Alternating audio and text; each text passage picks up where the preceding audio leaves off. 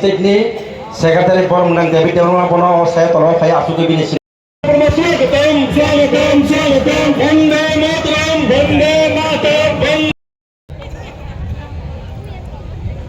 Ini saya dimana lagi-lagi angkonya.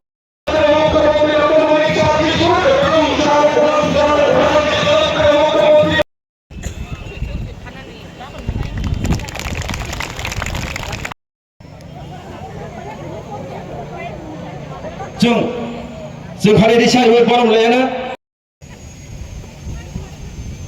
সবাইকে বলবো হাততালি দেওয়ার জন্য।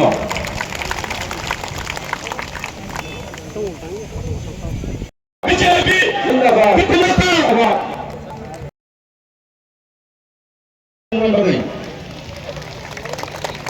High hi sir hi sir 24 article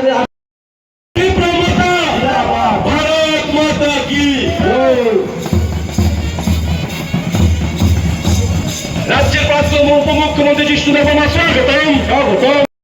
আমার দুঃখ হয় এই কমিউনিস্টদের যিনি প্রধান, আমার ওনার প্রতি একটা আলাদা সম্মান ছিল, কিন্তু এখন কোথায় গেল? এই যে এদের ইন্ডিয়া জোট, ইন্ডিয়ার এত আর নেই, এখন ইন্ডিয়া জোট হয়ে গেছে।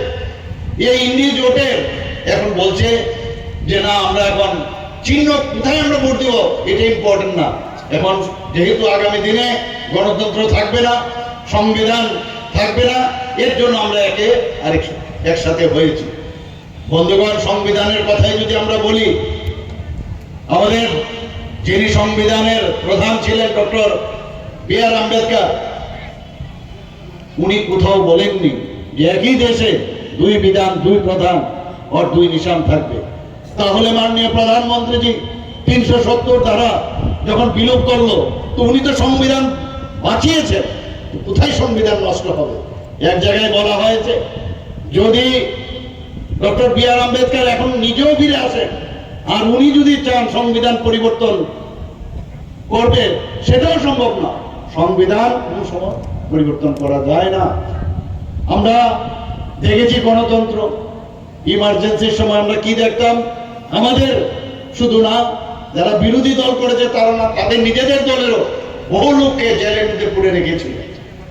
তখন কোথায় গেল গণতন্ত্র? আমরা শিখ নিধন দেখেছি, যখন ইন্দিরা গান্ধী যখন অ্যাসাসিনেশন হয়, রাজীব গান্ধী যখন মারা যায়, সমস্ত ভারতবর্ষে দিল্লিতে বিশেষ করে সব জায়গায় শিখ নিধন আমরা দেখেছি। তখন গণতন্ত্র কোথায় গেল? ওনাদের সময় আমরা দেখতাম যখনই নির্বাচনের আগে নির্বাচন তো সন্ত্রাস, নির্বাচনের সময় সন্ত্রাস, নির্বাচনের পরে সন্ত্রাস। কোথায় গেল গণতন্ত্র? গণতন্ত্রের বুকের বাতাস বলে বলছে জল নাই জল নাই। সেই পুরনো যে কথাগুলো মুখস্থ করা সেগুলো এখন বলতে থাকে। আরে 3% জল জীবন মিশনের আওতায় 3% ছিল, সেখানে এই সরকার আসার পর 56%-এর উপর হয়ে গেছে। শুধু তাই নয়, আমাদের মাননীয় প্রধানমন্ত্রীজি বলছেন যে এতদিন এইবার আমাদের যে ইস্তেহার এবার বানিয়েছে ভারতীয় জনতা পার্টি, কি বলছেন যে এতদিন ধরে আমরা ফ্রি গ্যাস কানেকশন দিয়েছি, গ্যাসের সিলিন্ডার দিয়েছি, এবং এই ইস্তেহারে বলা হয়েছে কি এবার পাইপের মাধ্যমে গ্যাস দেওয়া হবে। এই ইস্তেহারে বলা হয়েছে, যে ট্রান্সজেন্ডার যারা আছে, ট্রান্সজেন্ডার তাদেরকেও প্রধানমন্ত্রীর জন আরোগ্য যোজনা আনা হবে।